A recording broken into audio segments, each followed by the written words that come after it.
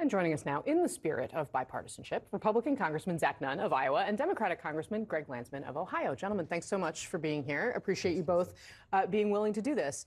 Congressman Landsman, let me start with you. You and I have had a lot of conversations about, especially with these hostage families. I know it's been something you've worked a lot on.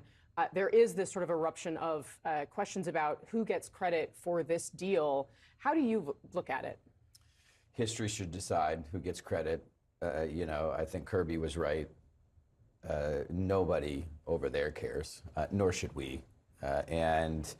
Assuming it was done in a bipartisan way, and that's great. That's the best you can hope for. But ultimately, the only thing that matters is that it holds, that every hostage is returned.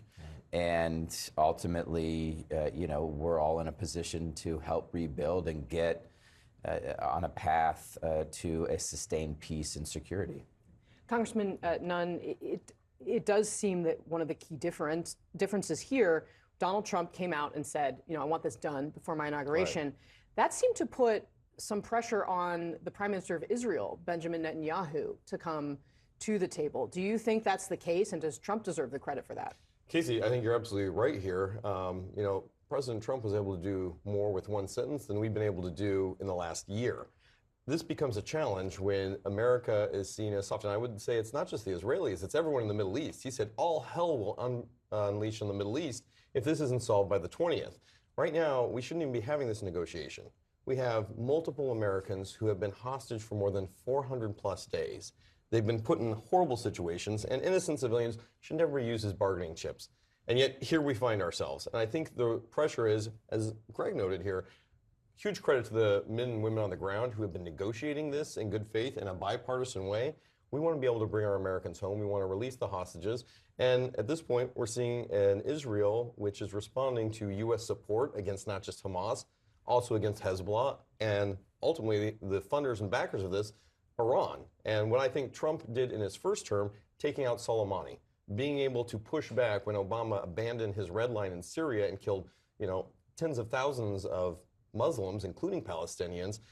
Trump came in and said, no, I'm going to destroy that weapons facility. I was the commander in charge of the targeting unit that took that. This is somebody that when President Trump walks in and says he's going to do something, the rest of the world listens. Congressman Landsman, to that point, why was President Biden unable to get this together? I want to put up on the screen, this was the beginning of a Twitter thread from Tom Malinowski, who's a former Democratic member of Congress. And he says, this is Biden's deal, but as much as I hate to say it, he couldn't have done it without Trump. Not so much Trump's performative threats, but his willingness to tell Bibi bluntly that the war had to end by January 20th. And he goes on to say that Trump is better equipped to deal with what he describes as thuggery, essentially, in the wielding of American power. What do you say to that? The only barrier has been Hamas. And every time that the groups get together, usually in Cairo, to negotiate, and you have Israelis and Hamas officials in Cairo, and they get a deal, the barrier has been Hamas. Hamas hasn't agreed. Or they'll come up with their own plan. And so I'm not big on this, just put more pressure on Bibi. The issue has been Hamas.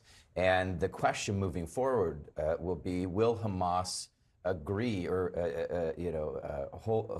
uphold its end of the bargain? When Sunday comes, will they release the hostages? I mean, that's the question. This all comes back to whether Hamas wants this war to end. Yeah.